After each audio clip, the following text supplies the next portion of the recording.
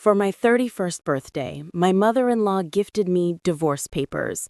From all of us, she announced at the restaurant. My husband recorded my reaction for their entertainment. I thanked her, signed them immediately, and walked out. She had no idea what I had already done. 3 days before my birthday, I caught Margaret at our kitchen table with legal documents spread out in front of her. When she saw me, she quickly gathered the papers and slipped them into a birthday envelope. "Just some family paperwork," she said with a strange smile. I assumed it was property documents or insurance papers David needed to sign. The decorated envelope looked so festive and innocent.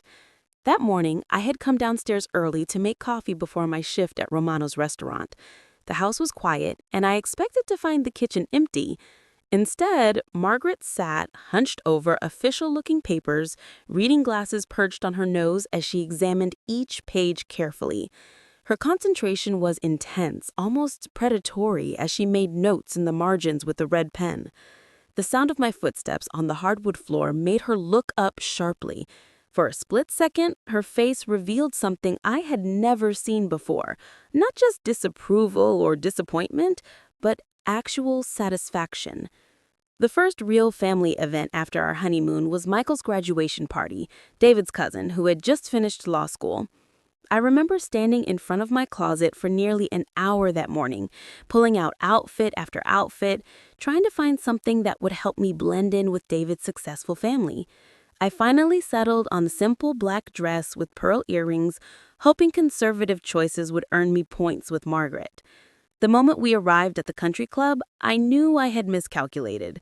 The other women wore designer labels and carried handbags that cost more than my monthly rent. Margaret greeted us at the entrance with air kisses that never actually touched my cheeks. Her perfume was expensive and overpowering. She immediately steered me toward a circle of relatives I had only met once at our wedding. Her hand was firm on my elbow, like I might escape if she loosened her grip. "This is David's wife," she announced to the well-dressed women gathered near the champagne fountain. "She works in the service industry." The way she said those last three words made them sound like a diagnosis rather than a profession.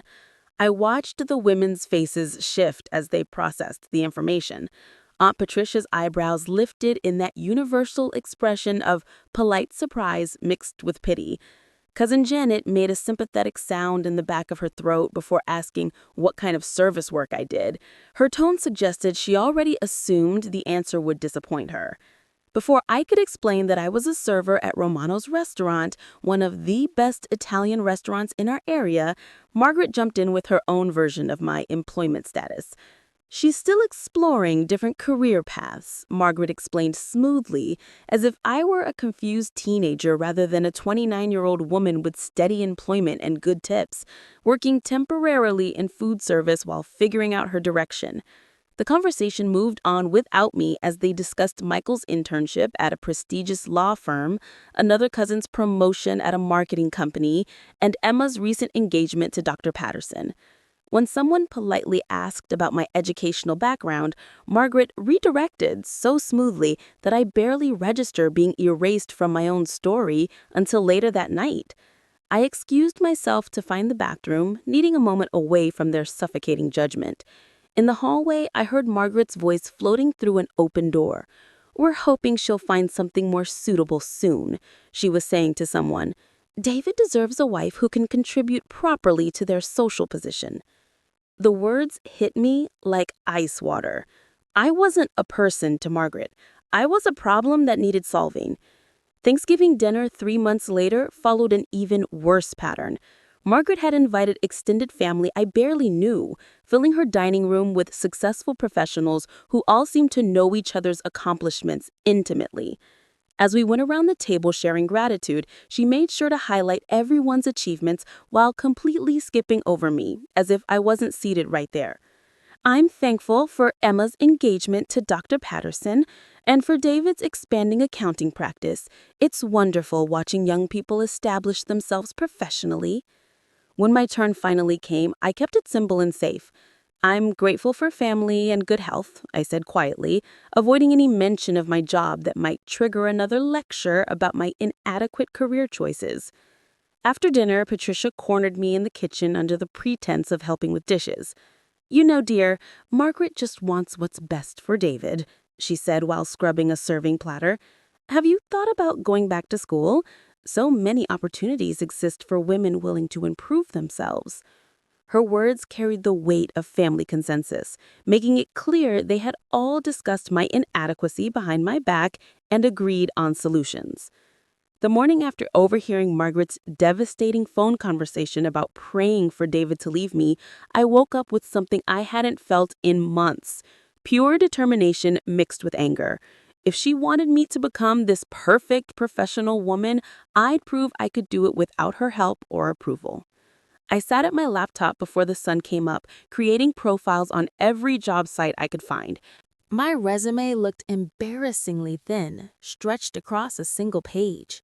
3 years at Romano's restaurant, a high school diploma, scattered customer service experience from part-time jobs during school.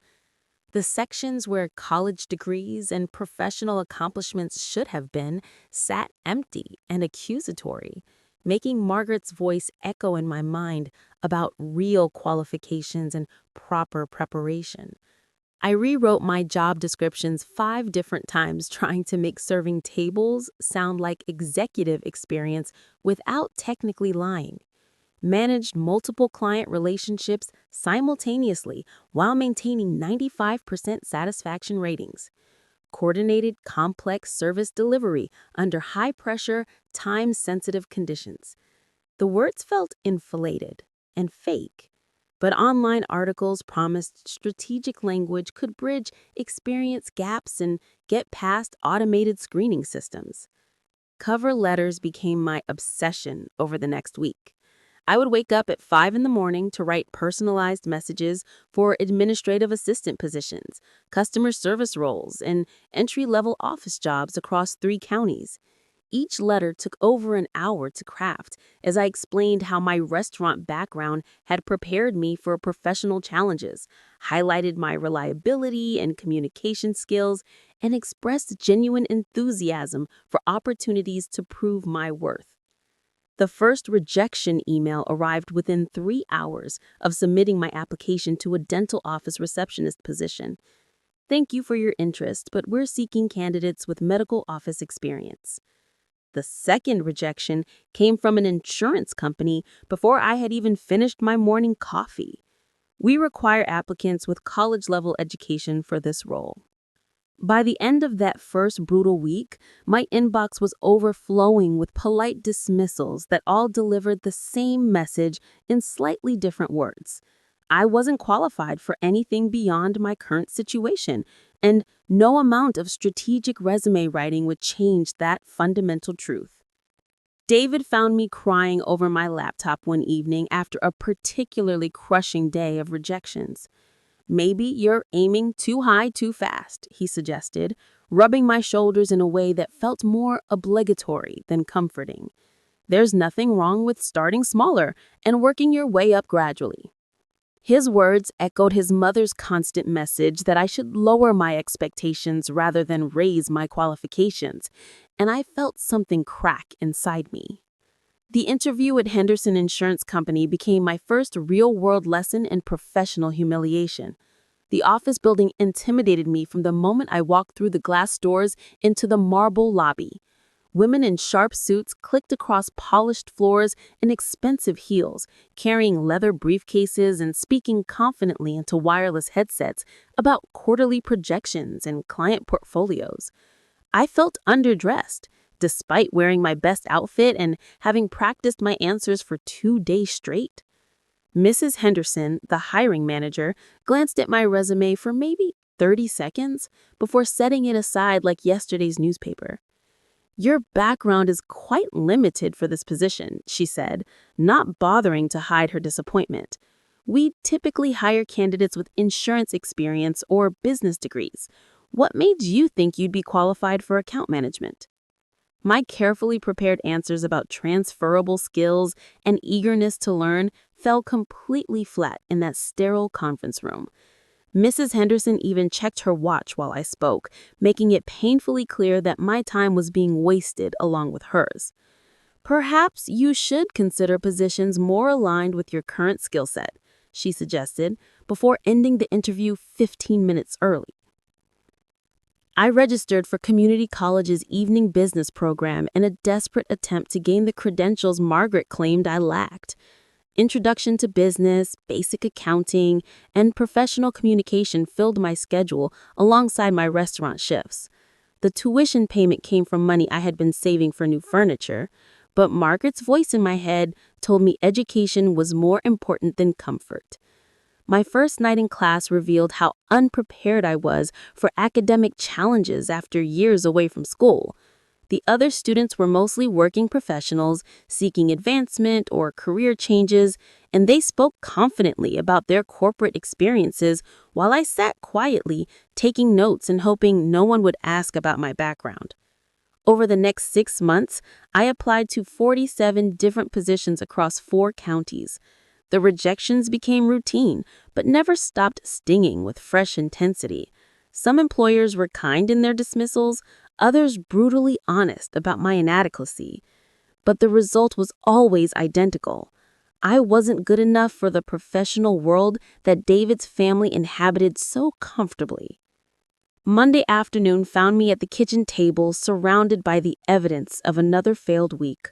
47 rejections, Margaret's latest dismissive comment about community college not being real education, and David's growing impatience with our mounting expenses had left me questioning everything I had been fighting for over the past year.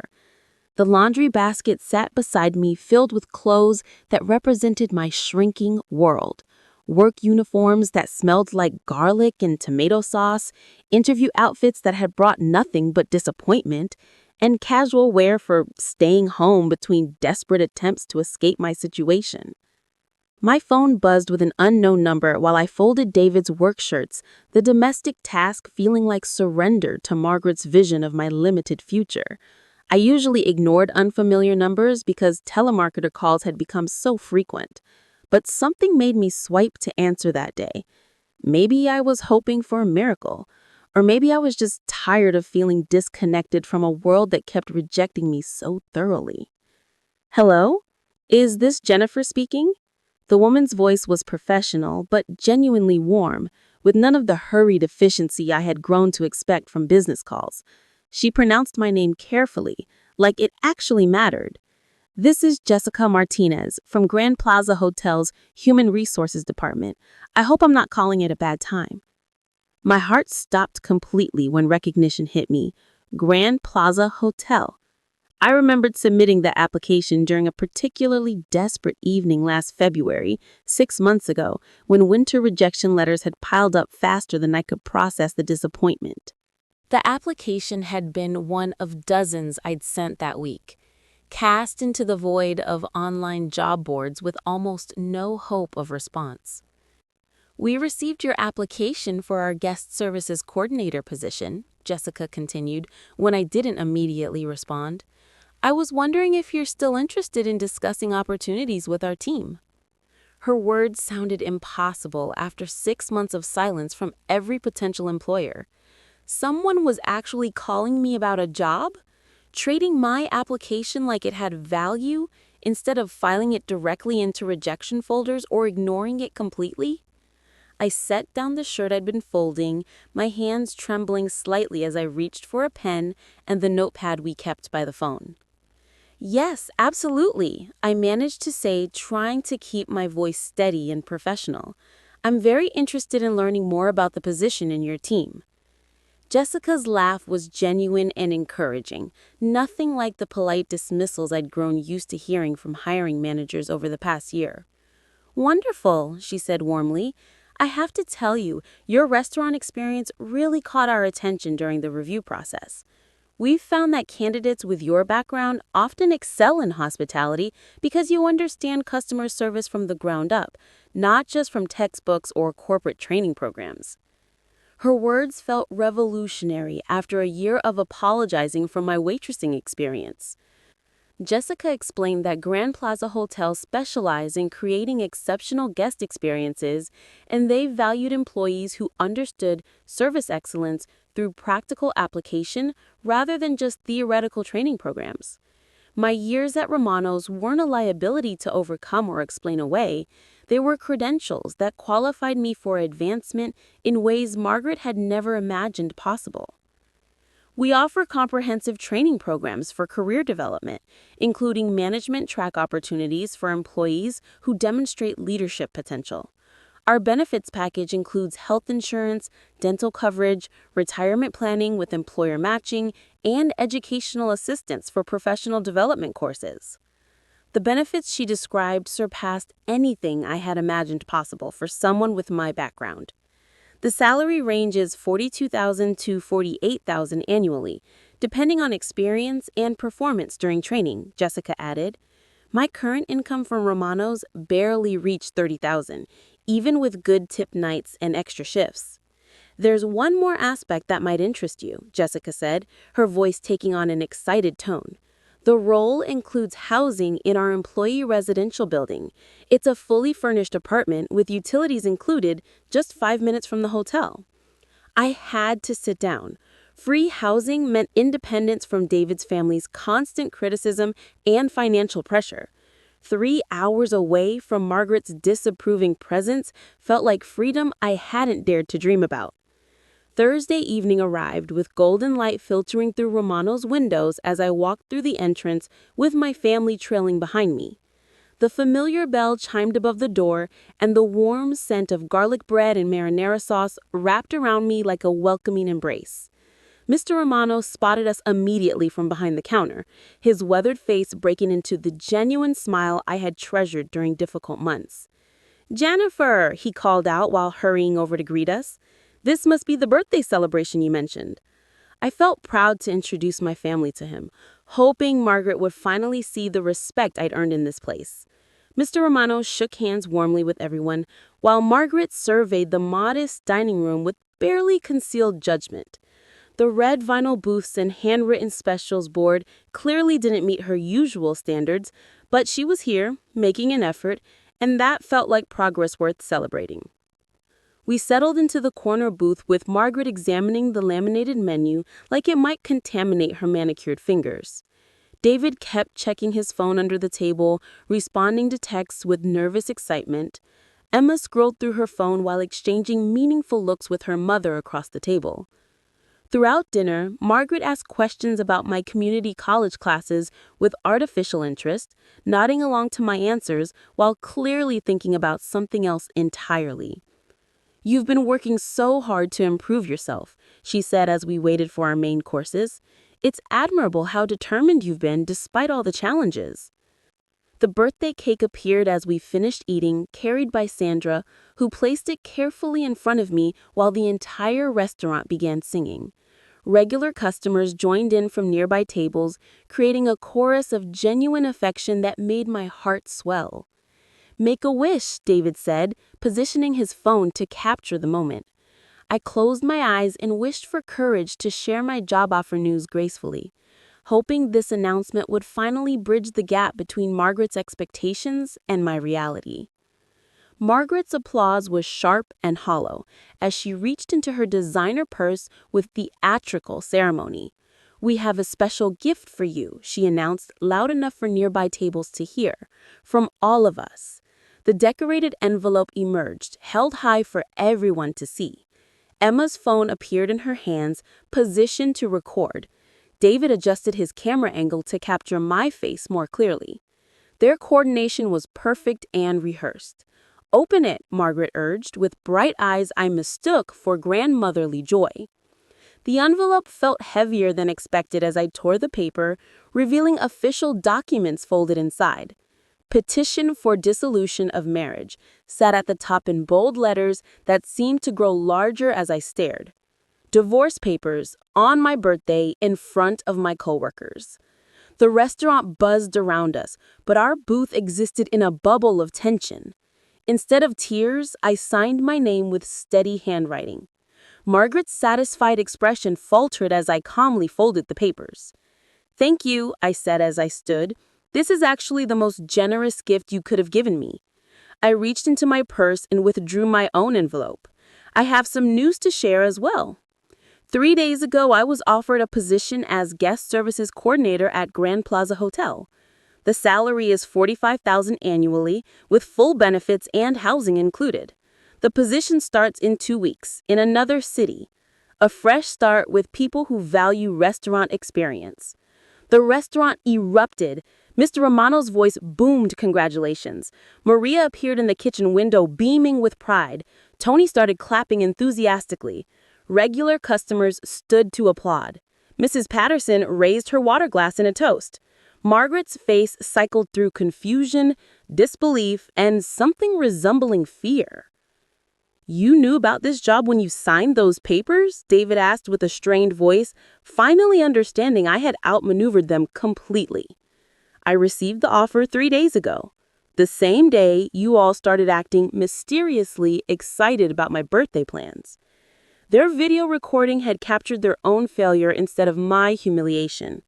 I walked out of Romano's that night carrying only my purse and my dignity, leaving behind people who had just revealed their true nature to an entire room of witnesses.